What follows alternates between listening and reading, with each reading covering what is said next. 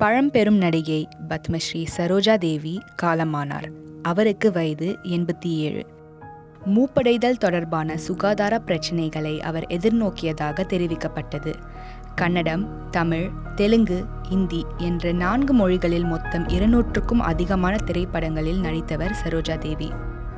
1955ஆம் ஆண்டு மகாகவி காளிதாசா என்ற கன்னட திரைப்படத்தின் மூலம் சரோஜா தேவி திரையுலகுக்கு அறிமுகமானார்.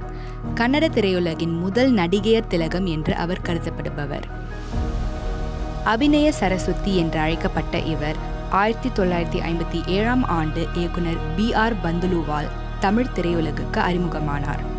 எம்ஜிஆர், சிவாஜி கணேசன், ஜெமினி கணேசன் என்று முன்னணி நட்சத்திரங்களுக்கு ஜோடியாக பல படங்களில் நடித்த ரசிகர்களின் மனத்தில் நீங்கா இடம் பிடித்திருக்கிறார். எம்ஜிஆருடன் மட்டுமே 26 படங்களில் நடித்திருக்கிறார். 29 ஆண்டுகளாக முன்னணி நடிகையாக திகழ்ந்தார்.